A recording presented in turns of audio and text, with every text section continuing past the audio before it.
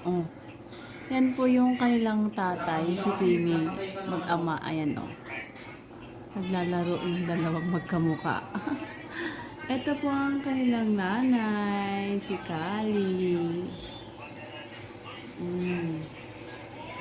Ito rin po yung nanay ni Ash at saka ni Pika at saka ni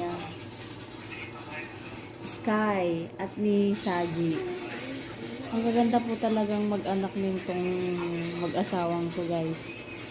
Ang cute. Kung makita niyo yung mga unang anak nila, ang gaganda rin. Iba-ibang kulay. May tiger, may gray, may white.